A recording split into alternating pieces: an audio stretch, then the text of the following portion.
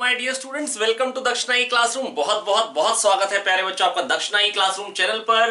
मैं प्रदीप सिंह फिर से आपके साथ हूं साउंड वेव्स चैप्टर के साथ। और आज हम पढ़ने वाले बेटा velocity of sound wave, speed of sound wave के बारे में पढ़ने वाले हैं। तो बेटा मैं बस आपको इतना बताना चाह रहा हूं बेटा, कल हमने क्या क्या पढ़ा था एक बार फटाफट से रिकॉल करते हैं। कल हमने प्रेशर वेव को डिराइव किया था। कैसे डिराइव किया था बेटा? बल्क मॉडुलस की डेफिनेशन से। बल्क मॉडुलस क्या होता है? Normal stress upon volumetric strain. Bulk modulus is normal stress, है ना। नॉर्मल स्ट्रेस क्या होता है बेटा? Change in pressure upon minus d v by v volumetric strain. ठीक है, बल्क मॉडुलस होता है normal stress by volumetric strain, है ना। और बेटा जो वॉल्यूमेट्रिक स्ट्रेन था वो क्या था बेटा? यहां से बेसिकली हमने क्या किया था, ये ऑसिलेट किया था इसको। यहाँ पे ये जो पिस्टन था बेटा, पिस्टन को हमने ऑसिलेट किया था, स्प्रिंग मास सिस्टम को हमने ऑसिलेट किया, जिसकी वजह से क्या हो रहा था बेटा, यहां पर मॉलिक्यूल्स ऑसिलेट हुए। उसने अपने आगे वाले को ऑसिलेट किया, उसने अपने आगे वाले को ऑसिलेट किया। बेसिकली एक को धकेला, उसने आगे वाले को धकेला, उसने आगे वाले को धकेला। मतलब जो चीज यहां हो रही है वही यहां होगी, पर कुछ देर बाद होगी। आई होप बेटा मैं आपको याद दिला पाया हूं, है ना। तो यहां पर मान लो मैंने कहा था कि मान लो यहां पर displacement as a function of time है, s equal to s not sine omega t या ए साइन ओमेगा टी, जैसे भी आप कह सकते हैं।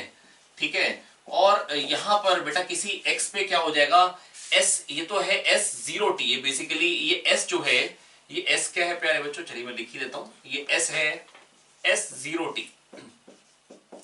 जीरो पे टाइम के साथ वेरिएशन कैसे हो रहा है, तो एक्स पे टाइम के साथ कैसे होगा प्यारे बच्चों? S zero t minus x by v. ठीक है, जो एक्स पे टी पे होगा, जो एक्स पे टी पे होगा वो यहां पहले हो चुका है, वही चीज यहां पे होगी पर बाद में होगी। आप ऐसे कह सकते हैं, जो यहां टी पे होगा वो यहां पहले हो चुका है बच्चों, है ना। तो यहां से बेटा क्या निकल के आ जाए? एस जीरो टी ये है, तो s zero t minus x by v में टी के बदले t minus x by v put कर दिया था, और ये बन के आ जाता है sine omega t minus x by v, और ये बन जाता है sine omega t minus k x. फिर हमने निकाली थी प्रेशर वेव। वो कैसे निकाली थी बेटा? देखो, अगर मैंने कहा था ये x है और लेट से ये वाला जो कोऑर्डिनेट है ये x प्लस डी एक्स है, अगर ये दोनों s चलते तो बेटा कोई भी वॉल्यूम में चेंज नहीं आता, पर ये s चलता है और ये s प्लस डी एस चलता है ना। दोनों एक ही पर्टिकुलर टाइम पे, दोनों में जो डिस्प्लेसमेंट में डिफरेंस है बेटा, उस डीएस के कारण वॉल्यूम चेंज होगी। अगर दोनों बराबर चलते, ना वॉल्यूम बढ़ती ना वॉल्यूम घटती, ना वॉल्यूम बढ़ती ना वॉल्यूम घटती, तो बेटा जो चेंज इन वॉल्यूम आने वाला है डीवी, डीवी जो आने वाला है वो डीएस इंटू ए है, और जो वॉल्यूम थी बेटा वो क्या थी? डीएक्स इंटू ए, जो एक्चुअल वॉल्यूम थी, ये चेंज इन वॉल्यूम है। तो बेटा जो वॉल्यूमेट्रिक स्ट्रेन है डीवी बाई वी, बेटा वो क्या बन के आ जाएगा? Del s by del x. मैंने कहा था बोलेंगे, क्यों? क्योंकि बेटा एक पर्टिकुलर टाइम पे बात करें, एक पर्टिकुलर टाइम पे दोनों की डिस्प्लेसमेंट देख रहे, that is time is a constant now. तो और यहां से बेटा इक्वेशन क्या बन जाती है? चेंज इन प्रेशर को पी से डिनोट करते हैं, minus b del s by del x, क्योंकि dv by v is nothing but del s by del x. और यही चीज को मैंने यहां पे पुट किया था बेटा, एस की वैल्यू यही यूज करी थी, और यहां पे क्या बन के आ गई थी? प्रेशर वेव की इक्वेशन बी। बेटा जब मैं del s by del x करूंगा तो sine omega t minus k x है ना, ये बेटा s not sine omega t minus k x. ये के क्यों बोल दिया? क्योंकि बेटा ये 2 पाई एफ है, नीचे वी एफ लेमडा है, एफ कट जाएगा, 2 पाई बाय लेमडा के बन जाएगा। तो del s by del x क्या बन जाएगा बेटा? Del s by del x आ जाएगा के, और यहां पे आ गया था एस नॉट, और यहां आ गया था cos omega t minus k x. That is pressure wave. Cos में आ रही है, वो साइन में है, तो इसको साइन में कन्वर्ट करा था, क्या लिखा था? Sign omega t minus k x plus pi by 2। Pressure wave और डिस्प्लेसमेंट वेव में जो बेटा फेज डिफरेंस होता है वो कितना होता है? पाई बाय 2 होता है। प्रेशर लीड करता है। मैंने याद दिलाने के लिए, आपको याद कराने के लिए क्या बताया था? सुबह पहले प्रेशर बनता है, बाद में डिस्प्लेसमेंट होती है ना। मतलब याद करने के लिए खराब सी चीज थी, पर याद रह सकता है। पहले प्रेशर बनता है, बाद में डिस्प्लेसमेंट होती है। ऐसा थोड़ा ना पहले डिस्प्लेसमेंट हो गई और बाद में प्रेशर बन रहा है, ऐसा नहीं होता भैया, है ना। तो बेटा ये हम पढ़ चुके थे कल, है ना। हमने ग्राफ्स वगैरह की बात करी थी, जो इन्हीं इक्वेशन से भी बन सकते हैं, और मैंने आपको फील भी करवाए थे। ठीक है, चलिए बढ़ा जाए आगे। तो आज का कार्यक्रम पहुंचते हैं बेटा। आज का कार्यक्रम क्या है?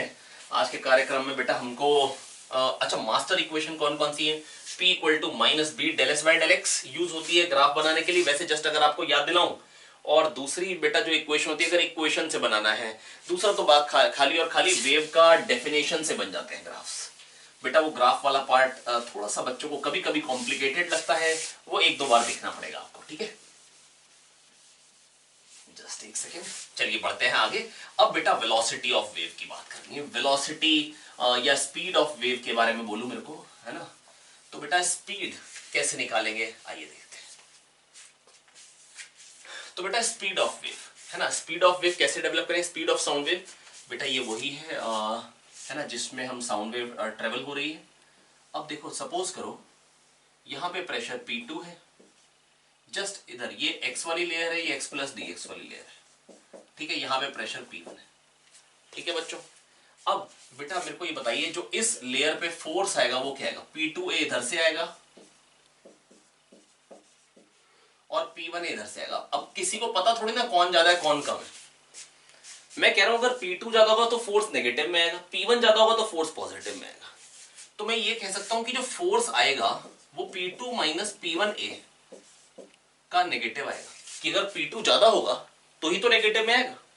सोच के देखिए, P2 अगर ज्यादा है तो ये पॉजिटिव होगी क्वांटिटी और फोर्स नेगेटिव में, इसलिए नेगेटिव लगा दिया, है ना। और अगर P2 कम हो, P1 अगर ज्यादा हो तो बेटा पॉजिटिव में आएगा, तो फिर P1 माइनस P2A ही तो है ये, ठीक है। तो ये हो गया फोर्स। फोर्स क्या था, mass into acceleration, rho A dx। A dx हो गई वॉल्यूम, एरिया इनटू थिकनेस। बेटा ये जो एरिया है, ये एरिया कितना है A इंटू dx हो गई वॉल्यूम, वॉल्यूम इंटू डेंसिटी हो गया मास, मास इंटू एक्सेलरेशन, और एक्सेलरेशन क्या हो गया del two s by del t square. Mass into acceleration del two s by del t square. Layers ऐसे से मूव कर रही है, ठीक है। और ये चीज क्या आ गई बेटा, ये एक, अब dx को नीचे गई, a को काट सकते हैं, माइनस डी, ये dp है ना। dp के बदले इसको डेल p कहना ज्यादा अच्छा है, क्योंकि एक पर्टिकुलर टाइम पे ही एक्सेलरेशन की बात करेंगे, तो एक पर्टिकुलर टाइम पे इधर भी प्रेशर और उधर भी प्रेशर, तो x के साथ प्रेशर वेरी कर रहा है। मैं कहूंगा एक पर्टिकुलर टाइम पे दोनों जगह प्रेशर लिए, तो del p by del x लिखना ज्यादा अच्छा है, is equals to rho into del two s by del t square. अब बेटा क्या यूज करेंगे, अभी जो मैंने रिवाइज कराया वही इक्वेशन। p क्या बताया था अभी, क्या डिराइव किया था, p equal to minus b del s by del x, p equal to minus b del s by del x, p equal to minus b del s by del x, ठीक है। तो यहां से क्या निकल के आ जाएगा, अगर p minus b del s by del x है तो del p by del x क्या हो जाएगा, b into del two s by del x square. नहीं आया बेटा, del p by del x कितना आ जाएगा, सोच के देखिए, minus b del by del x दोबारा कर रहे हैं, del two s by del x square is equals to rho del two s by del t square. और इसको उधर ले जाइए तो ये रो था, गलत बना दिया, del two s by del t square is v square del two s by del x square. बेटा ये तो हमारी जनरल डिफरेंशियल इक्वेशन थी वेव की, जो कि क्या होती थी, कोई भी del two y by del t square, पिछले चैप्टर में हम बोलते थे, is equals to v square del two y by del x square. तो बेटा del two s by del t square is v square del two s by del x square. तो ये we square है, तो velocity क्या आ गई बेटा, यहां से अंडर रूट बी बाय रो, क्या आ गई, under root B by rho. तो ये हो गया बेटा साउंड वेव का डेरिवेशन।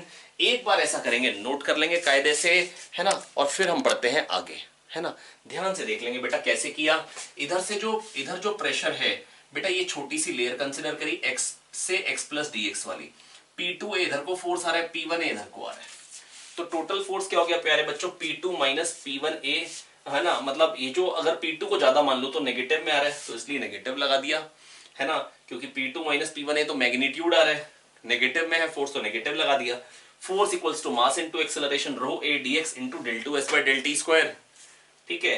अब इसके बाद क्या किया, dp लिख दिया, इसको dp बाय dx के बदले del p by del x कहना ज्यादा अच्छा है, क्योंकि एक पर्टिकुलर x पे, एक पर्टिकुलर टाइम पे बेटा एक्सेलरेशन बताना होगा, एक पर्टिकुलर टाइम पे इधर का प्रेशर और इधर के प्रेशर का डिफरेंस है, दैट इज एक पर्टिकुलर टाइम पे दोनों जगह का प्रेशर है, दोनों के लिए टाइम वही का वही है, टाइम कांस्टेंट है दोनों लेयर्स के लिए, इस क्रॉस सेक्शन के लिए और इस क्रॉस सेक्शन के लिए। तो ये बेटा क्या निकल के आ रहा है, del p by del x rho del two s by del t square और एक माइनस साइन, फिर मैंने क्या यूज किया, p equal to minus b del s by del x, that is कल वाली अपनी पुरानी इक्वेशन, मास्टर इक्वेशन ग्राफ बनाने वाली, ठीक है। Del p by del x क्या आ गया, minus b del two s by del x square, बस वो यहाँ पे पुट किया, माइनस माइनस कट के प्लस हो गया, और यहाँ पे बन गया del two s by del t square is v square del two s by del x square, ये टू छूट गया था बाई चांस। तो बेटा ये हमने डेराइव कर दी, speed of sound wave under root B by rho, under root B by rho, है ना। अगर कोई पूछे बल्क मॉडुलस कितना, रो और वी गिवन हो, तो फिर कैसे निकालेंगे, squaring both the sides, rho v square, ये कई बार यूज करना पड़ता है, b equal to rho v square और v equal to under root B by rho, दोनों फॉर्म में आपको फटाफट से लिखना आना चाहिए। बेस्ट फॉर्म तो वैसे यही है, ज्यादा यूज होने वाली। स्पीड ऑफ साउंड वेव क्या निकल के आई है, under root B by rho. बेटा क्या है speed of sound wave, under root B by rho, under root B by rho. तो स्पीड ऑफ साउंड वेव होती है प्यारे बच्चों under root of b by rho, ठीक है। अब ये स्पीड ऑफ साउंड वेव तो हमने डेवलप कर दी, लेकिन जब मतलब अब ये बल्क मॉडुलस जो होता है, हम जानते हैं अलग अलग प्रोसेस के लिए अलग अलग होता है। इसकी वैल्यू क्या होती है, minus v d p by d v, ठीक है, जो कि कल के लेक्चर में मैं बहुत अच्छे से बता चुका हूं आप लोगों को। जो बल्क मॉडुलस की वैल्यू होती है बेटा वो क्या होती है, minus v d p by d v. अब बेटा आइसोथर्मल प्रोसेस होगा तो कुछ अलग वैल्यू आएगी, क्योंकि उसमें पीवी कांस्टेंट होता है। एडियाबैटिक होगा तो पीवी की पावर गामा कांस्टेंट होता है। तो बल्क मॉडुलस अलग अलग प्रोसेस के लिए अलग अलग होता है। बेसिकली जब स्पीड ऑफ साउंड निकालनी थी तो बेटा स्पीड ऑफ साउंड के लिए हुआ क्या कि भाई ये बल्क मॉडुलस पे डिपेंडेंट है, जो अलग अलग प्रोसेस के लिए अलग अलग है। तो सबसे पहले ये न्यूटन ने निकाली थी बेटा स्पीड ऑफ साउंड, जो कि थोड़ी सी एरर आ गई थी। इन्होंने माना कि आइसोथर्मल प्रोसेस है, टेम्परेचर कांस्टेंट है, और इन्होंने जो स्पीड निकाली वो एक्चुअली कम आई। इन्होंने मान लिया आइसोथर्मल है प्रोसेस। कैसा प्रोसेस मान लिया, आइसोथर्मल। न्यूटन ने अज्यूम किया कि आइसोथर्मल प्रोसेस है तो पीवी कांस्टेंट होगा, और बल्क मॉडुलस क्या होता है, minus we DP by d v, ठीक है। यहां पर डिफरेंशिएट कर दिए, डी बाई डीवी करी तो p plus v DP by DV,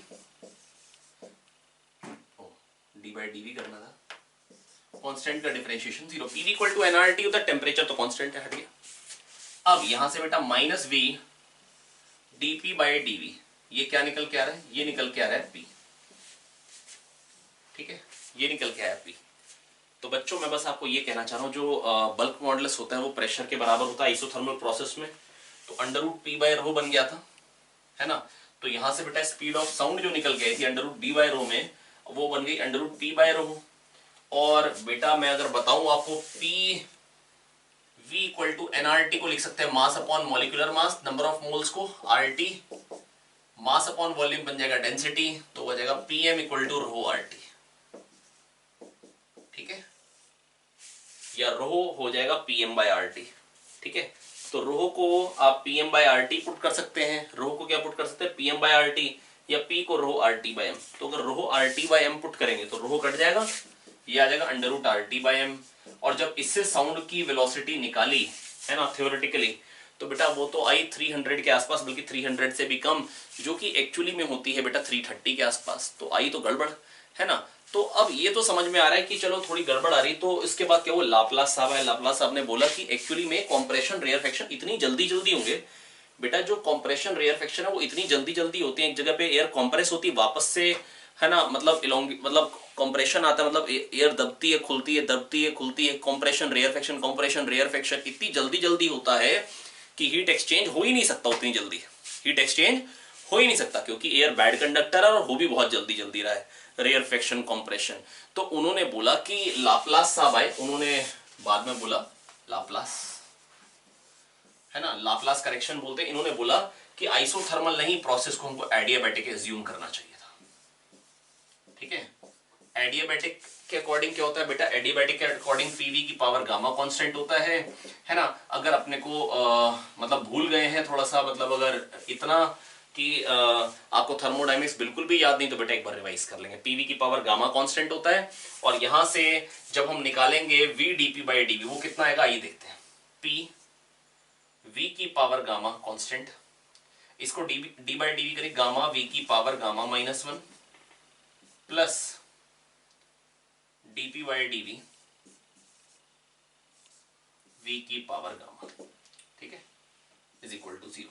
और यहां से अब बेटा वी की पावर गामा से डिवाइड कर दीजिए, तो यहां पे आ जाएगा DP by DV minus DP by DV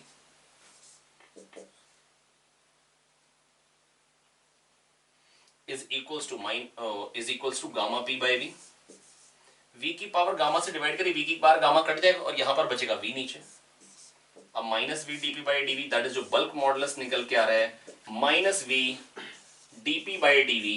बेटा बल्क मॉडुलस क्या निकल के आ रहा है, ध्यान से देखिए, बल्क मॉडुलस निकल के आ रहा है गामा पी। क्या निकल के आ रहा है, गामा पी। ठीक है, तो under root gamma p by rho. तो वेलोसिटी ऑफ साउंड वेव क्या आ गई, under root of gamma p by rho, under root of gamma p by rho. ठीक है, ये वेलोसिटी ऑफ साउंड वेव आ गई। दैट इज जहां पर पहले under root p by rho था, under root r T by m बना था, रो की पी की वैल्यू क्या बेटा निकाली थी, रो आर टी बाय एम, वो यहाँ पे पुट करेंगे तो बेटा यहां से स्पीड ऑफ साउंड वेव क्या आने वाली है। बेटा मैं फिर बोल दे रहा हूँ, बल्क मॉडुलस की वैल्यू आई गामा पी, और बेटा स्पीड ऑफ साउंड होती है under root B by rho, जो मैंने अभी डिराइव किया है ना, under root B by rho.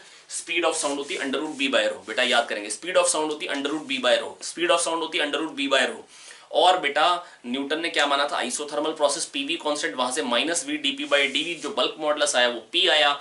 और एडियाबैटिक प्रोसेस माना लाप्लास ने, लाप्लास करेक्शन जिसको हम बोलते हैं, इन्होंने कहा कि एक्चुअली आइसोथर्मल नहीं, हमको एडियाबैटिक एज्यूम करना चाहिए, क्योंकि जो रेयरफेक्शन कंप्रेशन हो रहे हैं वो बहुत जल्दी जल्दी हो रहे हैं। तो इसका मतलब जो हीट ट्रांसफर क्या होगी, नहीं हो पाएगी, क्योंकि एयर बैड कंडक्टर है और हो भी बहुत जल्दी जल्दी रहा है रेयरफेक्शन कंप्रेशन। तो इसलिए कोई थर्मल एनर्जी ट्रांसफर नहीं हो पाएगा इतनी जल्दी, तो हमको लेना चाहिए एडियाबैटिक। और एडियाबैटिक के लिए जो बल्क मॉडुलस होता है वो क्या होता है, गामा पी, है ना। दैट इज इलास्टिसिटी ज्यादा होती है गैस की, मतलब रिस्टोरिंग फोर्स ज्यादा आता है। क्यों, क्योंकि बेटा देखो आइसोथर्मल कंडीशन में अगर आप गैस को दबा रहे हो, वॉल्यूम कम कर रहे हो, वॉल्यूम कम करोगे तो क्या होगा बेटा, प्रेशर तो बढ़ेगा। क्यों, क्योंकि वॉल्यूम अगर कम कर दी तो पहले जब ज्यादा थी तो मॉलिक्यूल को इतनी इतनी दूर जाकर टकराना था, कम कर दी तो जल्दी जल्दी टकरा लेंगे मॉलिक्यूल्स, प्रेशर तो बढ़ेगा। वैसे भी कह सकते हो पीवी कांस्टेंट है, वॉल्यूम कम तो प्रेशर बढ़ेगा। एडियाबैटिक में क्या है बेटा, आप गैस मॉलिक्यूल्स को दबा रहे हो, अब आप गैस मॉलिक्यूल्स को दबा रहे हो, मतलब आप वॉल्यूम को कंप्रेस कर रहे हो, यहां से यहां लेके आ रहे हो, और हीट भी बाहर नहीं जा रही। जो आपने वर्क किया, या आप कह सकते हो पिस्टन आगे आएगा तो वेलोसिटीज भी तो गैस मॉलिक्यूल्स की बढ़ जाएंगी। आइसोथर्मल में तो टेम्परेचर कांस्टेंट है, वेलोसिटीज वही रहेंगी, पर एडियाबैटिक में बेटा वेलोसिटीज भी बढ़ जाएंगी, क्योंकि पिस्टन से जब मॉलिक्यूल्स टकराएंगे तो उनकी स्पीड बढ़ जाएंगी, तो स्पीड भी बढ़ गई और वॉल्यूम भी कम, दो कारण से प्रेशर बढ़ रहा है।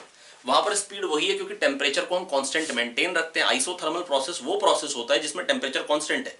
स्पीड वहां पर भी बढ़नी चाहिए थी, लेकिन उतनी हीट हम निकाल लेते हैं। हम कह सकते हैं जितना हम वर्क कर रहे हैं उतनी थर्मल एनर्जी एक्सट्रैक्ट कर लेते हैं, ताकि इंटरनल एनर्जी वही रहे। जितने मतलब आप समझ लो सैलरी मिल रही है उतना खर्चा कर ले रहे हैं, उतने पैसे निकाल ले रहे हैं जेब से घर वाले, तो बेटा अकाउंट बैलेंस बढ़ेगा ही नहीं।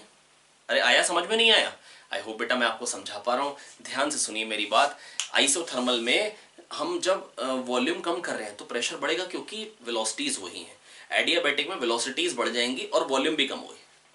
आइसोथर्मल में वॉल्यूम कम हो रही है, स्पीड वही है, जल्दी जल्दी कोलिजन होंगे, ज्यादा कोलिजन हो जाएंगे, प्रेशर बढ़ जाएगा। पर एडियाबैटिक में हीट बाहर निकलती ही नहीं है, तो वेलोसिटीज भी बढ़ जाएंगी और वॉल्यूम भी कम, दो कारण से प्रेशर बढ़ रहा है। इसलिए एडियाबैटिक में प्रेशर राइज ज्यादा आता है, आप कह सकते हैं इलास्टिक ज्यादा है। तो एडियाबैटिक प्रोसेस में अगर इलास्टिसिटी ज्यादा है तो बेटा स्पीड ऑफ साउंड ज्यादा आएगी, है ना। और गामा टाइम्स आ गई और इसकी वैल्यू जो थी अप्रोक्सीमेटली मैच कर गई, जो कि हमने थ्योरेटिकली निकाली, वो मतलब जो एक्सपेरिमेंटल जो हम निकालते हैं उससे मैच कर गई। तो बेटा फिर लाप्लास साहब की जय हो गई एंड न्यूटन की झंड हो गई। तो बेटा क्या आ गई बेटा, under root gamma p by rho. अब P को लिख दीजिए rho r T by M, तो ये क्या बन जाएगा, under root of gamma R T by m. अरे इस तरीके की तो वेलोसिटीज पहले भी पढ़ रखी है। हाँ, आरएमएस, एवरेज और मोस्ट प्रोबेबल क्या क्या होती है, under root 3 R T by M, under root 8 R T by pi M, under root 2 R T by M. अब एक और आ गया under root gamma R T by M, ये सबसे कम है। वहां पर हमने पढ़ा था राम, याद आया, रूट मीन स्क्वायर सबसे ज्यादा, एवरेज कम, मोस्ट प्रोबेबल सबसे कम। एक अंडर रूट 3 और एक अंडर रूट 8 बाय पाई और एक अंडर रूट 2, है ना। अब ये आ गया अंडर रूट गामा, है ना। अब राम्स याद रख लो, है ना, ताकि मतलब सोचने की क्या जरूरत है बेटा, ये पता ही होना चाहिए बेटा। साउंड की वेलोसिटी जो होती है रूट मीन स्क्वायर सबसे ज्यादा, एवरेज कम, मोस्ट प्रोबेबल और कम। क्योंकि गामा जो होता है, गामा की जो वैल्यू होती है वो क्या होती है, 1 + 2 बाय एफ, है ना।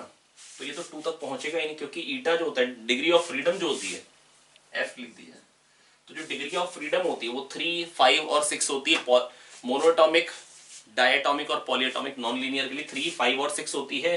तो बेटा अगर ये चीज बढ़ेगी, है ना, ये चीज अगर इससे ज्यादा है तो ये वैल्यू 1 से कम, मतलब ये वैल्यू 1 से कम होगी तो टोटल 2 से कम होगा। गामा की वैल्यू 2 से तो कम ही होती है और मोस्ट प्रोबेबल वेलोसिटी होती है √2RT/m। तो इसका मतलब क्या हुआ प्यारे बच्चों कि ये रूट मीन स्क्वायर सबसे ज्यादा, एवरेज कम, मोस्ट प्रोबेबल सबसे कम, और जो साउंड की वेलोसिटी है वो इन तीनों से भी कम। ठीक है, तो बेटा √γRT/m। अब बेटा मेरे को इस पर देखना है क्वेश्चंस कैसे कैसे मिलेंगे। क्या देखना है? क्वेश्चंस कैसे कैसे मिलेंगे। ठीक है, तो फटाफट से ऐसे करते हैं, एक एक करके, मतलब वैरायटी ऑफ क्वेश्चंस देख लेते हैं, 5-6 क्वेश्चंस कर लेते हैं, ताकि थोड़ा सा एक बार कॉन्फिडेंस आ जाएगा कि हमको टॉपिक अच्छे से समझ में आ गया। तो एक बार आप बस नोट कर लें जो जो मैंने बताया है। तो बेटा हमने क्या क्या पढ़ लिया आज? बेटा हमने स्पीड ऑफ साउंड वेव पढ़ ली। बेटा क्या आई? √γRT/m। क्या निकल के आई? √γRT/m। साथ साथ बोलेंगे √γRT/m, है ना। बेटा कैसे डिराइव करी थी? बेटा हमने क्या किया बेटा, एक छोटा सा एक लेयर ली थी x पे, x से x प्लस dx वाली, जो फोर्स आया वो -dp इंटू ए, उसको लिखा था ρ a dx वॉल्यूम थी, छोटी सी volume into density mass into acceleration किया था। और फिर हमारे पास जो बन के आ गई थी इक्वेशन, हमने वहां पर p equal to -b del s by del x use करके del 2s by del t square equal to v square del 2s by del x square से, that is general differential equation of sound wave से compare करके हमने velocity निकाली √b/ρ। क्या velocity निकाली? √b/ρ। Sound wave की velocity क्या आई? √b/ρ। Isothermal process माना था न्यूटन साहब ने और बोला कि √p/ρ आएगी, क्योंकि आइसोथर्मल बल्क मॉडुलस होता, आइसोथर्मल प्रोसेस में होता √p/ρ, है ना। लाप्लास ने बोला कि देखो वैसे तो एक्सपेरिमेंटली प्रूव हो रहा है कि भाई जो न्यूटन ने किया है वो गलत है ना, और जो मैं बता रहा हूँ वो कह रहा है कि भाई इतनी तेज कॉम्प्रेशन रेयरफेक्शन होते हैं कि आप मान सकते हैं कि जो साउंड है वो कोई, मतलब जो एयर है वो कोई हीट ट्रांसफर नहीं कर पाएगी, क्योंकि एक तो वो बैड कंडक्टर होती है, गुड कंडक्टर नहीं है हीट की, और दूसरा इतनी जल्दी जल्दी में हीट ट्रांसफर हो भी नहीं सकती है। तो इसका मतलब ये हुआ कि हमको मानना चाहिए एडियाबैटिक प्रोसेस, और एडियाबैटिक बल्क मॉडुलस होता है gamma P. Adiabatic bulk modulus होता है गामा पी, और मैंने आपको बताया एडियाबैटिक बल्क मॉडुलस ज्यादा क्यों होता है, इलास्टिसिटी एडियाबैटिक प्रोसेस में ज्यादा क्यों होती है, क्योंकि आइसोथर्मल में वेलोसिटीज वही रहती हैं, वॉल्यूम कम होने के कारण प्रेशर बढ़ता है, जल्दी जल्दी कोलिजन हो रहे हैं। लेकिन एडियाबैटिक में क्या होता है, जब गैस दबती है तो वहां पर क्या होता है, हीट भी बाहर नहीं गई, तो बेटा हीट भी बाहर नहीं गई तो होता क्या, टेम्परेचर थोड़ा सा बढ़ जाता है, तो वहां पर क्या होता है, आप वेलोसिटीज जो है मॉलिक्यूल्स की बढ़ जाती हैं, वेलोसिटीज बढ़ जाती हैं तो क्या होता है, उस कारण से भी प्रेशर बढ़ता है, और साथ में वॉल्यूम कम हो गई इस वजह से भी प्रेशर बढ़ता है, तो प्रेशर ज्यादा बढ़ जाता है। दैट इज वो अपनी पोजीशन रिस्टोर करना चाहता है ज्यादा जोर से, दैट इज ज्यादा इलास्टिसिटी, तो ज्यादा जल्दी से, मतलब जैसे ही कॉम्प्रेस हुआ वो जल्दी से एक्सपैंड हो जाएगा और आगे वाले को कॉम्प्रेस कर देगा, आगे वाले को कॉम्प्रेस कर देगा, जैसे ही दबा तो वहां पे प्रेशर ज्यादा राइज हो जाएगा, जल्दी ट्रांसफर हो जाएगी। That is speed of sound wave. अगर मैं एडियाबैटिक प्रोसेस लूं तो ज्यादा आएगी, न्यूटन के अकॉर्डिंग लगभग 290 से 300 के बीच में आती है, और रूम टेम्परेचर पे, और जो लाप्लास के अकॉर्डिंग बेटा लगभग एक्सपेरिमेंटली से मैच कर जाती है, 330 के अप्रॉक्स आ जाती है। ठीक है, तो ये बेटा था √γRT/m। अच्छा, गामा के लिए बेटा मैं आपको याद दिला देता हूं, वैसे तो ये आप पहले पढ़ चुके हैं थर्मोडायनेमिक्स में, F+2/F होता है गामा, है ना, और F की वैल्यू क्या होती है बेटा, मोनोएटॉमिक के लिए होती है 3, डायटोमिक के लिए होती है 5, और पॉलीएटॉमिक नॉन लीनियर के लिए होती है 6। डायटोमिक और पॉलीएटॉमिक लीनियर मॉलिक्यूल, लीनियर मतलब CO2 C2H2, इसके लिए 3 होती है, इसके लिए 5 और इसके लिए 6। याद कैसे रखेंगे, मोनोएटॉमिक में 3 कॉर्नर आ रहे हैं, 1 2 3, ठीक है, और डायटोमिक में D for diatomic, D for dance, 5 letter है इसलिए 5 है ना, याद रखने का तरीका। और पॉलीएटॉमिक नॉन लीनियर है ना 6। बेटा मैंने कहा था कि मतलब बात तो गलत बोली थी, लेकिन याद रखने के लिए अच्छा था, क्योंकि जो सिक्सर्स होते हैं वो तो नॉन लीनियर होते हैं, हालांकि हर एक इंसान ही नॉन लीनियर, पर सिक्सर्स तो नॉन लीनियर होते हैं। तो पॉलीएटॉमिक नॉन लीनियर के लिए 6, पॉलीएटॉमिक नॉन लीनियर के लिए जो डिग्री ऑफ फ्रीडम होता है वो 6 होता है। और अगर मिक्सचर हो तो बेटा गामा कैसे निकालते हैं, याद दिला देता हूं बेटा। तब गामा निकालने का तरीका क्या होता है, पहले हम निकालते हैं degree of freedom of mixture, N1F1 plus N2F2 upon N1 plus N2 and so on, N1F1 plus N2F2 plus N3F3 and so on upon N1 plus N2 plus N3 till so on. बस ये आ गया। फिर gamma mixture कैसे आ जाएगा, वो आ जाएगा F mixture F+2/F। I hope बेटा मैं आपको ये याद दिला पाया हूँ, है ना बेटा। इस पे हमको क्वेश्चंस मिल जाएंगे और आप बड़े आराम से मेरे को लगता है कर पाएंगे बेटा। इसके क्वेश्चन हमको केटीजी थर्मोडायनेमिक्स में तो मिलते ही थे, लेकिन यहाँ पर भी मिलेंगे, तो ये आपको अच्छे से आना चाहिए। मैं फिर बोल दे रहा हूँ बेटा, गामा होता है f+2/f। गामा क्या होता है? f+2/f। गामा क्या होता है? f+2/f। याद रख लीजिए अगर आप थर्मोडायनेमिक्स भूल चुके हैं तो, है ना। और f की वैल्यू क्या होती है? मोनोटॉमिक गैस जैसे आर्गन हीलियम के लिए बेटा होती है 3, और डायटोमिक के लिए जैसे O2 N2, है ना, उसके लिए होती है बेटा 5, और पॉलीएटॉमिक नॉन पॉलीएटॉमिक लीनियर के लिए भी 5, जैसे C2H2 लीनियर, CO2 लीनियर के लिए क्या होती है 5, और नॉन लीनियर के लिए क्या होती है बेटा 6, जैसे NH3 के लिए 6, है ना, H2O के लिए 6, पॉलीएटॉमिक नॉन लीनियर के लिए क्या होती है 6, ठीक है। तो बेटा वहां से आप गामा निकाल सकते हैं। अंडररूट गामा RT/m होती है velocity of sound. Velocity of sound क्या होती है? Under root gamma RT/m। पर अगर मिक्सचर ऑफ गैस होगा तो बेटा आपको गामा कैसे निकालना होगा?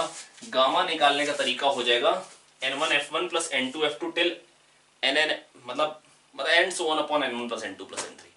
और मॉलिक्यूलर वेट ऑफ मिक्सचर कैसे निकालेंगे? जैसे सपोज करो एयर है, सपोज करो एयर है ना। एयर में मतलब लगभग आप मान लो 20% जो है वो ऑक्सीजन है और 80% नाइट्रोजन है अप्रोक्सीमेटली। तो 20% मैं मान ले रहा हूं, है ना, मैं जानता हूं कि एग्जैक्टली डेटा नहीं है, पर अगर मान लो 20% ऑक्सीजन है और 80% नाइट्रोजन है, तो अगर मॉलिक्यूलर वेट निकालना है मिक्सचर का तो कैसे निकालेंगे? सॉरी N2 लिखना था। तो बेटा कैसे निकालेंगे, जरा जल्दी बताएंगे कैसे निकालेंगे बेटा फिर हम मॉलिक्यूलर वेट ऑफ मिक्सचर? तो हम मॉलिक्यूलर वेट ऐसे निकालेंगे। मॉलिक्यूलर वेट होता है एक मोल का वेट। 100 में 20 ये 80 ये, तो 1 में 0.2 ये और 0.8 ये, तो एक मोल का मास मतलब 0.2 मोल ऑक्सीजन और 0.8 मोल नाइट्रोजन का मास। एक मोल ऑक्सीजन का मास होता है 32, तो 0.2 मोल का हो जाएगा इंटू 0.2, 32 इंटू 0.2। एक मोल का मास होता है नाइट्रोजन का 28, तो 0.8 का मोल का मास हो जाएगा 0.8 इंटू 28, और ये अप्रोक्सीमेटली निकल के आ जाता है 29 ग्राम पर मोल। तो बेटा ये मॉलिक्यूलर वेट आ गया 29 ग्राम पर मोल, है ना। मतलब एयर का अप्रोक्सीमेटली मॉलिक्यूलर वेट होता है 29। कितना होता है प्यारे बच्चों? 29। आई होप मैं आपको समझा पाया बच्चों। देखिए बात बहुत ध्यान से समझ लीजिए कैसे किया। एक मोल में 0.2 मोल ऑक्सीजन होगी, 100 में 20 है तो एक में कितनी होगी 0.2, 1 में नाइट्रोजन कितनी होगी 0.8, ठीक है। 100 में 20 तो 1 में 0.2 यार, है ना। अब एक मोल का मास होता है मॉलिक्यूलर मास, तो एक मोल में 0.2 मोल ये और 0.8 मोल ये है। एक मोल का मास 32, तो 0.2 मोल का 0.2 इंटू 32, 1 मोल का मास 28, तो 0.8 का 0.8 मोल का 0.8 इंटू 28। बस ये टोटल कर लीजिए, यहां से आ जाएगा 29। आई होप बच्चों मैं आपको समझा पाया, बहुत ही सिंपल बात थी, है ना, काफी आसान सी चीज थी। आई होप आपको समझ में आ गई होगी।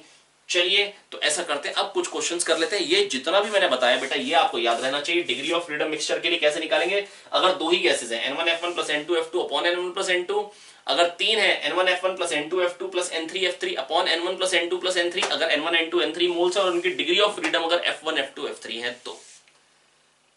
और गामा क्या होता है? f+2/f। f मिक्सचर आ गया तो f मिक्सचर + 2/f मिक्सचर से गामा मिक्सचर आ जाएगा। गामा मिक्सचर आ गया तो अंडररूट गामा RT/m में आप पुट करके आप वेलोसिटी ऑफ साउंड वेव निकाल सकते हैं। बस इतनी सी चीज थी। ऐसा करते हैं, आप कुछ एक क्वेश्चंस कर लेते हैं। अब देखिए बेटा हमको कभी कभी ना बेटा स्पीड ऑफ साउंड पे क्वेश्चन पता कैसे कहेंगे? जैसे कह देंगे ह्यूमिडिटी अगर ज्यादा है तो बेटा स्पीड ऑफ साउंड पे क्या फर्क पड़ेगा? मॉलिक्यूलर वेट बेटा ड्राई एयर का क्या आता है 29। ह्यूमिडिटी ज्यादा मतलब बारिश वाले दिन क्या होगा बेटा? जो बारिश वाले दिन क्या होगा प्यारे बच्चों? मतलब एयर में वाटर कंटेंट ज्यादा होगा, वाटर वेपर्स ज्यादा होंगे, और वाटर का बेटा मॉलिक्यूलर वेट क्या होता है बेटा 18। तो बेटा 29 में कुछ 18 वाली चीज ऐड होगी, तो एवरेज मॉलिक्यूलर वेट जो आएगा एक मोल का जो मास हो जाएगा वो कुछ कम हो जाएगा। और बेटा जो वेलोसिटी ऑफ साउंड होती है, जो स्पीड ऑफ साउंड होती है, वो होती है अंडररूट गामा RT/m। तो बेटा अगर मॉलिक्यूलर मास कम हो गया तो बेटा क्या होगा? स्पीड जो होगी, रफ्तार जो होगी, वो क्या होगी? बढ़ जाएगी, ठीक है। इसके बाद अगली चीज, दूसरी चीज होती है बेटा टेम्परेचर के साथ क्या फर्क पड़ेगा? टेम्परेचर बढ़ेगा तो बढ़ेगी। अब बेटा कभी कभी ना लोग क्या करते हैं, टेम्परेचर को PV/NR लिख के दे देते हैं, तो लोगों को लगता है प्रेशर के साथ क्या फर्क पड़ेगा? बेटा अगर टेम्परेचर वही तो PV का प्रोडक्ट कांस्टेंट रहता है। अगर टेम्परेचर वही है तो PV का प्रोडक्ट कांस्टेंट रहता है, प्रेशर के साथ कोई फर्क नहीं पड़ने वाला, ठीक है, if temperature is maintained constant, है ना। अच्छा ह्यूमिडिटी के साथ बता दी क्या फर्क पड़ेगा? टेम्परेचर बढ़ाएंगे तो बढ़ेगी, टेम्परेचर बढ़ाएंगे तो बढ़ेगी। हालांकि कभी कभी क्वेश्चन पता कैसे आएंगे, टेम्परेचर को बहुत थोड़ा सा बढ़ा के पूछेंगे कि अगर टेम्परेचर को बहुत छोटा सा बढ़ा दिए तो फिर क्या फर्क पड़ेगा? तो बेटा आपको लॉग डिफरेंशियल कर लेना होगा। ये under root gamma R by M, ये पूरा कांस्टेंट हो जाएगा, के रूट टी है, वी क्या है, के रूट टी, जो आप पहले भी कर चुके होंगे लॉग डिफरेंशियल लेके। तो ln v क्या निकल के आ जाएगा, ln k plus ln root T, ln, चलिए लॉग लिख दी, कोई दिक्कत की बात नहीं, t की पावर 1/2 आ जाएगा, ये 1/2 log t हो जाएगा, d ले लीजिए, dv by v is equal to half of dt by T. ठीक है, अब स्पीड ऑफ साउंड आपको मालूम है, चेंज इन टेम्परेचर क्वेश्चन में दिया जाएगा, जैसे 1 केल्विन हो, मतलब जैसे मान लो टेम्परेचर 300 हो और उसमें 1 केल्विन का चेंज कर दें, या 400 हो और 1 केल्विन का चेंज कर दो, dt बाई टी, है ना। तो इस तरीके से आप चेंज इन वेलोसिटी निकाल सकते हैं ये यूज करके। मतलब ऐसे ही क्वेश्चन बनता है, जो मैंने जितना आपको थ्योरी बताई इसके बाहर जाके क्वेश्चन नहीं बनेगा, है ना। कभी कभी मतलब कुछ हाइपोथेटिकल क्वेश्चंस बनाए जाते हैं, वो भी मैं आपको एक क्वेश्चन जरूर बताना चाहूंगा। चलिए आइए स्टार्ट करते हैं क्वेश्चन के साथ। सबसे पहले एक लल्लू क्वेश्चन, आप क्वेश्चन नोट करेंगे। Find the speed of sound in hydrogen at temperature T. Find the speed of sound in hydrogen at temperature T if the speed of sound in oxygen is 450 at this temperature. Find the speed of hydrogen in temperature T if the speed of oxygen is 450 meter per second at this temperature. Hydrogen में speed बतानी है, oxygen में same temperature पे है 450।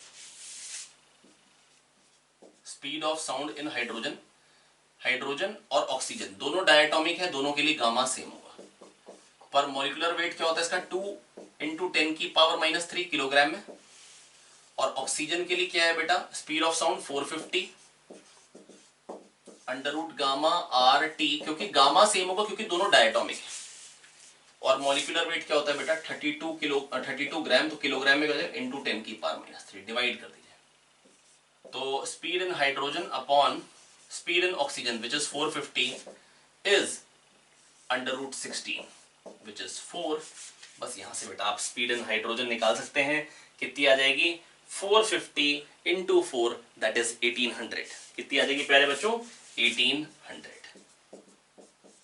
ठीक है, मतलब ये एक लल्लू क्वेश्चन करा दिया है ना। आई होप आप लोगों ने नोट कर लिया होगा, सोल्यूशन भी नोट कर सकते हैं आप लोग, है ना। सोल्यूशन आप लोग नोट कर लेंगे, फिर बढ़ते हैं आगे अगले क्वेश्चन की तरफ।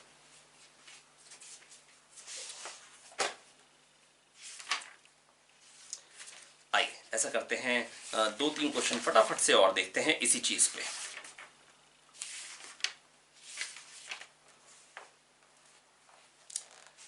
तो बेटा क्वेश्चन क्या है, हमको कह रखा है कि a man stands before a large wall at a distance of 100 metre. Please note it down.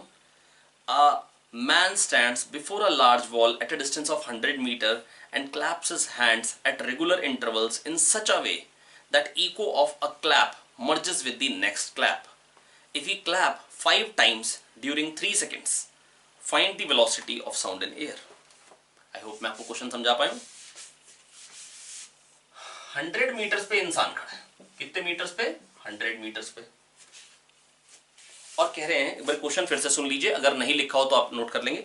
A man stands before a large wall at a distance of 100 metres and claps his hands at regular intervals in such a way that echo of the clap merges with the next clap. If he claps 5 times during 3 seconds, find the velocity of sound in air. बेटा if he claps his hands 5 times in 3 seconds, तो 5 clap 3 seconds में हो रही, तो एक मतलब एक clap का टाइम पीरियड कितना हो गया, 5 क्लैप्स टेक्स 3 सेकेंड्स। तो एक क्लैप कितनी देर में होगी, मतलब टाइम पीरियड कितनी हो, कितनी देर में क्लैपिंग होगी, मतलब नेक्स्ट क्लैप कितनी देर में, 3/5 that is 0.6 seconds. Equal to नहीं बोलना चाहिए, मतलब 0.6 सेकेंड बाद नेक्स्ट क्लैप होती है। तो बेटा एक क्लैप की दूसरे क्लैप में वो जो इको है वो मर्ज हो जा रही है, तो इसका मतलब 0.6 सेकंड में बेटा रिफ्लेक्ट होके आ जा रही साउंड। कितने सेकंड्स में, 0.6 सेकंड्स में। 100 गई और 100 आई, तो 200 ट्रेवल कर रही है, इसका मतलब साउंड, क्योंकि इको जो हो रही है बेटा वो नेक्स्ट क्लैप के साथ मर्ज हो रही है। 0.6 सेकंड्स बाद मैं क्लैप कर रहा हूं नेक्स्ट क्लैप, और 0.6 सेकंड्स में वो रिफ्लेक्ट होके आ जा रही है। तो 200 ट्रेवल कर रही है 0.6 सेकंड्स में, तो स्पीड क्या हो जाएगी, 200/0.6 दैट इज 2000/6 दैट इज 1000/3, और I can say 333.333। This is the answer. ठीक है, आइए एक और क्वेश्चन करते हैं। प्लीज आप क्वेश्चन नोट करते चलेंगे ताकि आप अच्छे से समझ पाए। Find the speed of sound in a mixture of 1 mole of helium and 2 mole of oxygen at 27 degrees centigrade. Find the speed of sound in a mixture of 1 mole of helium and 2 mole of oxygen at 27 degree centigrade, है ना। I hope question आप लोगों ने note कर लिया होगा। बेटा question क्या है, find the speed of sound in a mixture of 1 mole of helium and 2 mole of oxygen. 1 mole helium है, 2 मोल ऑक्सीजन है।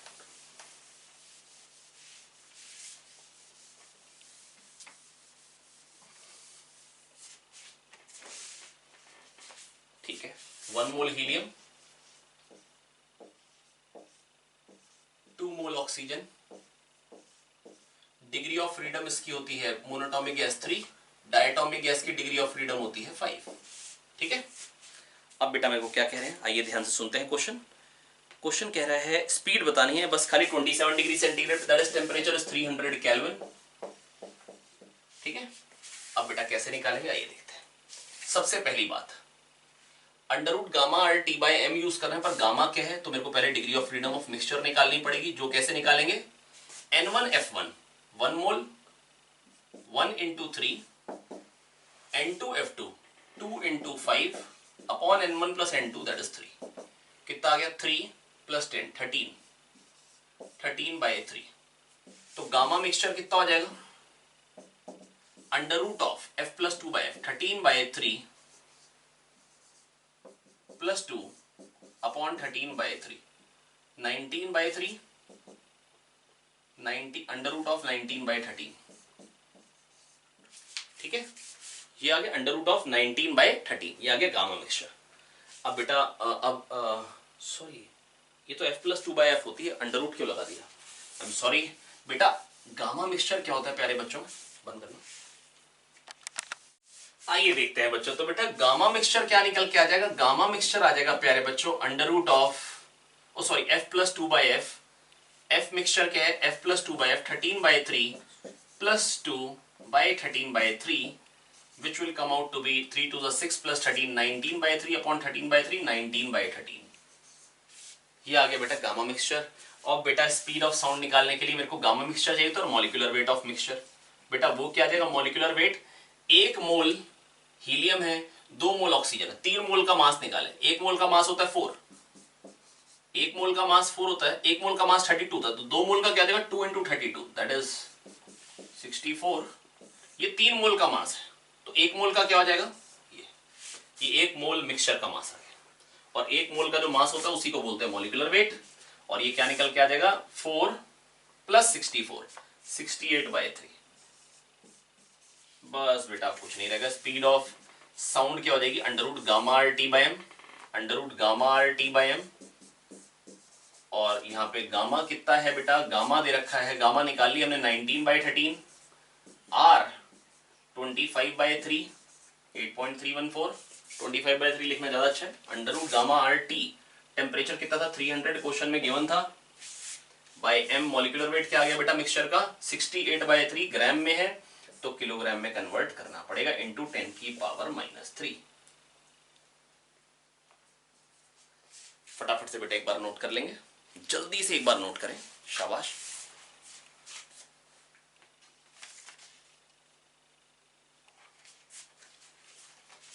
ठीक है, ये अप्रोक्सीमेटली निकल के आ जाएगा अंडर रूट, मतलब ये अप्रोक्सीमेटली आ जाएगा 400। कितना देगा प्यारे बच्चों, 400। ठीक है, तो ये हो गई एक चीज। इसमें मेरे को कह रहे हैं if not temperature is raised bye 1 kelvin find the percentage change in speed of sound. बेटा ये वही क्वेश्चन है जो मैंने अभी आपको बताया था, v equal to under root gamma R T by log differential लेंगे तो क्या बन जाएगा, dv बाय v, अभी करा था जो हमको याद भी रहता है, dv by v equals to half dt by t, अभी किया था। लॉग डिफरेंशियल लीजिए, ये चीज आ जाएगी। चेंज इन टेम्परेचर क्या है 1, स्पीड क्या है एक्चुअली 400.9 आती है, चेंज इन स्पीड निकालनी, percentage change in speed into 100 कर दीजिए। तो बेटा percentage change in speed dv by v into 100, ये क्या निकल के आ जाएगा, पहले वाला रब कर देते हैं, ये क्या निकल के आ जाएगा, half of dt by t into 100। Change in temperature क्या है 1 और टेम्परेचर क्या है 300 इंटू 100, ये क्या आ गया 1/6%, 1/6 6%। आई होप बच्चों मैं आपको समझा पाया हूं। ये हो गया speed of sound in air का एक और क्वेश्चन। ठीक है, तो हम लोगों ने 3 क्वेश्चन कर लिए हैं। मेरे को लगता है अपना रिपीटेशन ही रहेगा, खाली एक हाइपोथेटिकल कंडीशन होती है जिसमें एक नई वैरायटी का क्वेश्चन बन जाता है। आइए फटाफट से बेटा क्वेश्चन नोट करेंगे और फिर हम सॉल्व करते हैं। लिखिए, the temperature of air in a 900 meter long tunnel varies linearly from 100 Kelvin at one end to 900 Kelvin at other end. If the speed of sound in air is if the speed of sound in air at 400 Kelvin is 360 meter per second, then time taken by sound to cross the tunnel is k seconds. Find 2k. Integer type question है, मैं फिर से बोल दे रहा हूँ, एक बार फिर से सुनिए। The temperature of air in a 900 meter long tunnel varies linearly from 100 Kelvin to 900 Kelvin at other end. बेटा एक केल्विन एक जगह पे क्या है 100, दूसरे पे क्या है 900। 900 मीटर लॉन्ग टनल है, टेम्परेचर लीनियरली वेरी कर रहा है। If the speed of sound in air is in air at 400 Kelvin is 360 meter per second. The time taken by sound to cross the tunnel is k seconds. Find 2k. आइए देखते हैं।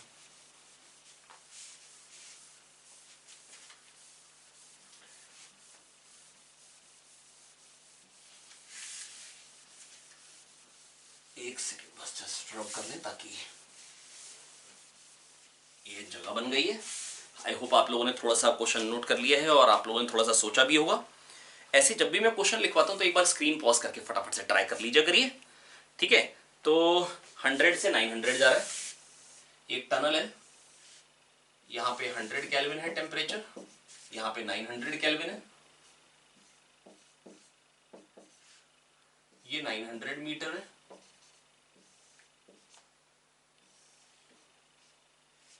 तो x पे temperature क्या होगा, इस जगह पे x पे टेम्परेचर क्या होगा? बेटा देखो टेम्परेचर में चेंज कितने का आ रहा है 800 का, 800 का चेंज आ रहा है 900 मीटर में, 900 मीटर में 800 केल्विन का चेंज है, तो 1 मीटर में कितने का चेंज आएगा 8/9, 800/900 8/9 केल्विन। 1 मीटर में इतने का चेंज आएगा, तो x में कितने का चेंज आएगा, x में कितने का चेंज आएगा, x मीटर्स में चेंज आएगा 8/9x। ठीक है, इतने का चेंज है, ये चेंज इन टेम्परेचर है। इतने मीटर में इतना चेंज, 1 मीटर में इतना चेंज, x मीटर में इतना चेंज, तो 8/9x का चेंज आएगा x में। और बेटा यहाँ कितना था 100 और x में बढ़ कितना आ गया 8/9x, क्योंकि बढ़ रहा है ना 100 से 900 हो रहा है। मैं कह सकता हूँ 900 मीटर में 800 केल्विन से बढ़ रहा है, 1 मीटर में इतना बढ़ेगा, x मीटर में इतना बढ़ेगा, तो 8/9x बढ़ गया।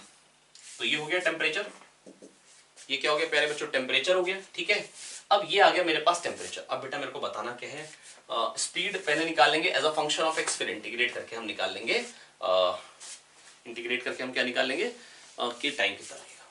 चलिए, तो स्पीड क्या आ रही है under root gamma are, T कितना हो गया 100 प्लस 8/9x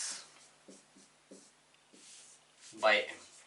अब बेटा इन्होंने स्पीड दे रखी थी 400 केल्विन पे, तो इसलिए 400 से मल्टीप्लाई करिए, 400 से डिवाइड, ताकि under root gamma R T by M की वैल्यू यूज कर ले। 400 पे क्या स्पीड गिवन थी 360, तो under root gamma R 400 by M की वैल्यू होगी 360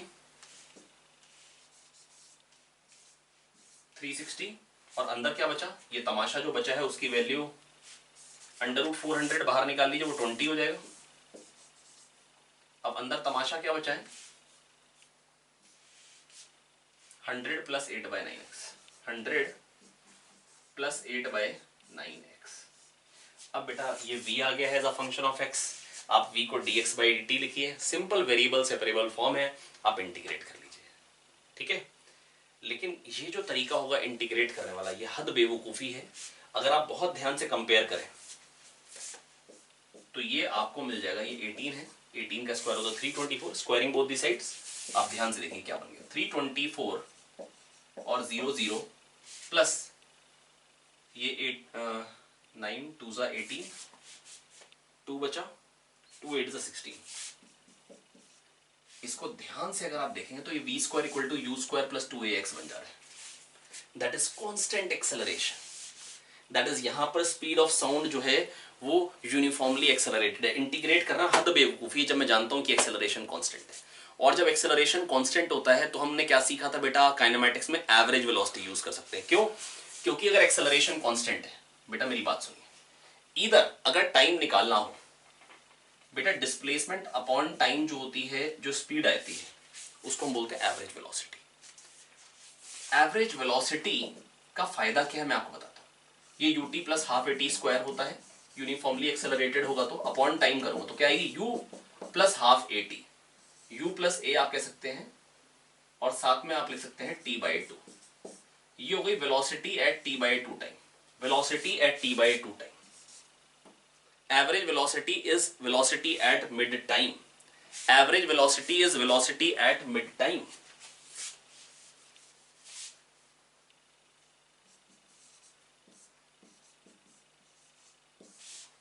ठीक है, अब अगर वेलोसिटी इंटू टाइम कर दूं तो बेटा क्या आ जाएगा, मेरे पास डिस्प्लेसमेंट है, एवरेज वेलोसिटी इंटू टाइम, एक सेकंड में एवरेज से ही चला, इंटू टी कर दो तो डिस्प्लेसमेंट।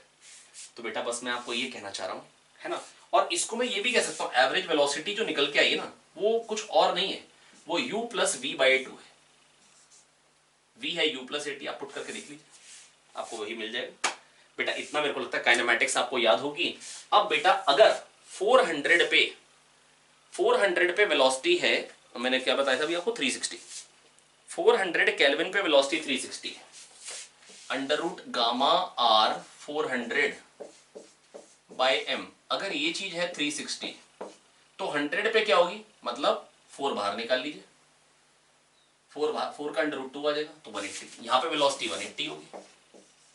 अगर यहां पे 180 है तो 100 पे अगर 180 है तो 900 पे क्या होगी, जब अंदर 9 हो तो 3 टाइम्स 180 इंटू 3 क्या आ जाएगा, 540।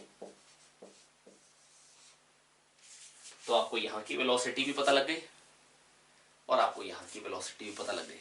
नहीं है, मैं फिर बता देता हूं प्यारे बच्चों, मैं बस आपको ये बताया कि सबसे पहले टेम्परेचर लीनियरली वेरी कर रहा है, हाइपोथेटिकल क्वेश्चन है, ठीक है। अब अगर 900 मीटर में 800 केल्विन से बढ़ रहा है तो 1 मीटर में इतने से बढ़ेगा, x मीटर में इतने से बढ़ेगा, 100 था इतना बढ़ गया तो ये हो गया temperature, under root gamma R T by M लिखा, 400 से मल्टीप्लाई डिवाइड किया, क्यों, क्योंकि under root gamma R 400 by M को 360 कहने का बड़ा जोर से मन कर रहा था। तो जैसे ही उसको 360 कहा, अंडर रूट 400 का 20 बाहर निकाला, तो ये दिख रहा है v equals to under root constant plus something x, तो v square equal to U square plus 2ax की याद आ गई, जो कि बन गया ये, वो ये v स्क्वायर है, v square equal to U square plus 2ax।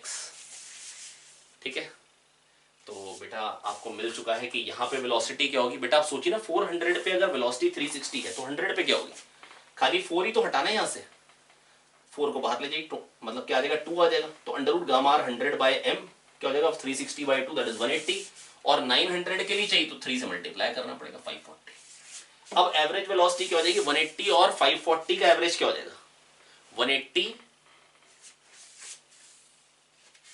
मैं अब ये रब करना चाहता हूं क्योंकि मैं इससे क्वेश्चन नहीं सॉल्व करने वाला हूं, ये खाली टाइम वेस्ट है। अब एवरेज वेलोसिटी क्या हो जाएगी बेटा, 180 प्लस 540 बाई 2, ये क्या आ गई, एवरेज वेलोसिटी। ठीक है, एवरेज वेलोसिटी और डिस्टेंस क्या है, 900 मीटर, तो टाइम क्या लगेगा, distance upon average speed. Average velocity into time से डिस्टेंस आ जाता है, इंटू टाइम करूंगा तो डिस्टेंस आ जाएगा, या मैं कह सकता हूं डिस्टेंस अपॉन एवरेज स्पीड से टाइम आ जाएगा। बेटा एवरेज वेलोसिटी इंटू टाइम करूं तो UT plus half a T square बन जाएगा। तो अगर एवरेज वेलोसिटी इंटू टाइम से डिस्प्लेसमेंट आ जा रही है तो डिस्प्लेसमेंट अपॉन एवरेज वेलोसिटी से बेटा टाइम भी आ जाएगा। तो डिस्प्लेसमेंट क्या हो गई, 900, और एवरेज वेलोसिटी क्या हो गई बेटा, ये क्या आ जाएगा, 360। क्यों, क्योंकि ये 180 इंटू 3, ये 180 इंटू 1, ये 180 into 3, average 180 into 2 that is 360। Zero काटिए, ये क्या आ गया, 10/4, 5/2। अब पूछा था मेरे से 2k बताओ, तो 2k क्या हो जाएगा, इसका डबल क्या हो जाएगा, 5। आई होप बच्चों मैं आपको समझा पाया हूं। तो ये स्पीड ऑफ साउंड के बेटा मैंने आपको काफी शानदार क्वेश्चंस कराए हैं, एक बार आप देख लेंगे। मेरे को लगता है अगर नहीं समझ में आया तो दोबारा देख लीजिए, बड़े आराम से क्लियर हो जाएगा।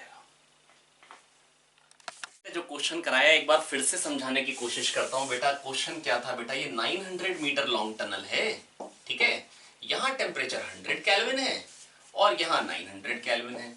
तो बेटा टेम्परेचर लीनियरली बढ़ रहा है, 800 केल्विन का इंक्रीज आ रहा है 900 मीटर्स में, ये इंक्रीज इन टेम्परेचर है। तो 1 मीटर में क्या इंक्रीज आएगा, 8/9, केल्विन। x मीटर में क्या इंक्रीज आएगा बेटा 8/9x। तो x पे टेम्परेचर हो कितना जाएगा, temperature as a function of x क्या हो जाएगा, हो जाएगा 100 तो था और 8/9x बढ़ गया, तो ये हो जाएगा टेम्परेचर। अब रफ्तार क्या हो जाएगी, under root gamma R T by M, gamma R 100 plus 8/9x by M, है ना। अब बेटा मेरे को क्वेश्चन में गिवन था under root gamma are 400/m की वैल्यू, ये गिवन थी मेरे को 360। कितनी गिवन थी प्यारे बच्चों, 360, ठीक है। तो बेटा मैं बस आपको मैंने ये कहा था, मैंने कहा था इसको 400 से ऊपर नीचे मल्टीप्लाई करिए, सॉरी, ताकि गामा आर 400/m बन जाएगा 360। तो वेलोसिटी क्या निकल के आ जाएगी प्यारे बच्चों, 360 under root of 100 plus 8/9x upon 400, और 400 का अंडर रूट 20 बाहर ले लिया था। यहां से दिख रहा था v² equal to u² plus 2x, uniformly accelerated है। तो अगर बेटा यूनिफॉर्मली एक्सेलरेटेड है, क्योंकि 400 पे वेलोसिटी पता थी तो 100 पे मैंने निकाल ली, 100 पे आएगी बेटा 180 और यहाँ पे आई थी 540। क्योंकि बेटा 100 पे क्या आ जाएगी बेटा, 100 चाहिए तो यहाँ से 4 का अंडर रूट 2 बाहर निकालिए, उधर ले जाइए, तो ये बन जाएगी 180। और फिर 100 पे आ गई है तो 900 पे क्या होगी, 3 से मल्टीप्लाई कर दीजिए, अंदर 900 हो जाएगा और उधर 3 से मल्टीप्लाई करेंगे, 180 इंटू 3 540 हो जाएगा। तो एवरेज वेलोसिटी क्या हो जाएगी, 180 और 540 की एवरेज आ जाएगी बेटा, एवरेज वेलोसिटी आ जाएगी 360। ये एवरेज वेलोसिटी आ गई। डिस्टेंस अपॉन टाइम से आंसर निकाल दीजिए, बिल्कुल सिंपल। डिस्टेंस अपॉन स्पीड से आप आंसर निकाल दीजिए। टाइम क्या लगेगा बेटा, डिस्टेंस अपॉन एवरेज स्पीड, खत्म। इस तरीके से करेंगे, बड़े आराम से सॉल्व हो जाएगा, कोई खास मुश्किल बात नहीं है। तो आज के लेक्चर में बेटा हमने पढ़ा क्या क्या है, एक बार फटाफट से सुन लेते हैं। आज के लेक्चर में बेटा हमने कर लिया, हमने स्पीड ऑफ साउंड से स्टार्ट किया। स्पीड ऑफ साउंड बेटा क्या थी, under root gamma R T by m, पहले निकाली थी बेटा न्यूटन ने, under root r T by M, है ना। लाप्लास ने बोला under root r T by m नहीं, under root gamma R T by m आनी चाहिए, एडियाबैटिक प्रोसेस लेना चाहिए, क्योंकि बहुत तेज बेटा कॉम्प्रेशन रेयरफेक्शन हो रहे हैं, बहुत तेज हो रहे हैं। इसका मतलब क्या होगा कि हीट ट्रांसफर नहीं हो पाएगा। First, air is a bad conductor. दूसरा, इतना तेज हो रहा है कि हीट ट्रांसफर नहीं हो पाएगा। दूसरी बात, तो लाप्लास ने जो बोला वो एक्सपेरिमेंटली भी मैच किया, इसलिए लाप्लास साहब की जय जयकार हो गई, है ना। जब हमने डेराइव किया तो हमने बेटा हमने जो डेरिवेशन है वो इतना इंपॉर्टेंट नहीं है, तो अगर वो आप भूल भी जाए तो भी चलेगा, उसमें कोई दिक्कत नहीं एग्जाम पॉइंट ऑफ व्यू से, ठीक है। तो under root gamma R T by M बेटा वेलोसिटी है, गामा होता है f+2/f, मिक्सचर होगा तो पहले गामा मिक्सचर निकालना पड़ेगा, मॉलिक्यूलर वेट ऑफ मिक्सचर निकालना पड़ेगा। गामा होता है f+2/f, f मिक्सचर क्या होता है n1f1 plus n2f2 upon n1 plus n2, है ना। तो f मिक्सचर आने के बाद बेटा गामा मिक्सचर कैसे निकलेगा, f mixture plus 2 upon f mixture. और मॉलिक्यूलर वेट बेटा मिक्सचर का कैसे निकालते हैं, 1 मोल का मास। तो अगर मतलब आपके पास मैंने जैसे एग्जांपल लिया था कि 20% ऑक्सीजन है, 80% अगर नाइट्रोजन है, तो 1 मोल में 0.2 मोल ऑक्सीजन है, 0.8 मोल नाइट्रोजन है, तो 1 मोल का मास निकालना है। 28 ग्राम होता है नाइट्रोजन का मास, तो 0.8 का मास क्या हो जाएगा बेटा, 1 मोल का मास होता है 28, तो 0.8 इंटू 28, 0.8 मोल का, 0.2 इंटू 32, 0.2 मोल ऑक्सीजन का मास जोड़ दिया, 1 मोल एयर का मास आ गया, वही होता है एवरेज मॉलिक्यूलर मास। नहीं तो n1 m1 plus n2 m2 upon n1 plus n2 कर लीजिए। 3 गैसेज है तो n1 m1 plus n2 m2 plus n3 m3 upon n1 plus n2 plus n3 कर लीजिए, ठीक है। तो under root gamma mixture R T by M ऐसा यूज करके आप बड़े आराम से हर एक वैरायटी का क्वेश्चन सॉल्व कर पाएंगे। इसी पे ही सारे के सारे क्वेश्चन रहते हैं। Under root gamma R T by M, under root gamma R T by M. Humidity बढ़ने से क्या होता है बेटा, एयर का एवरेज मॉलिक्यूलर वेट कम हो जाता है ना। तो मॉलिक्यूलर वेट कम हो जाएगा, क्योंकि एयर का जो मॉलिक्यूलर वेट आता है वो 29 आता है, 18 वाली चीज ऐड होगी तो 1 मोल का मास कुछ कम हो जाएगा। आप सोचो अगर क्लास में सारे के सारे बच्चे 100-100 किलो के, मैंने कुछ 40 किलो वाले बच्चे अंदर डाल दी, तो एवरेज मास पर बच्चा, मतलब एक बच्चे का एवरेज मास जो आएगा बेटा वो कम हो जाएगा ना, क्योंकि हल्के वाले बच्चे आ गए। आई होप मैं आपको समझा पाया हूँ। यही सब कुछ था जो आज मैंने आपको पढ़ाया। चलिए कल फिर मुलाकात होती है साउंड वेव्स के अगले लेक्चर के साथ। खूब बढ़िया मेहनत करते रहें, पढ़ते रहें, आगे बढ़ते रहें। Thank you, all the best. मुलाकात होती है कल।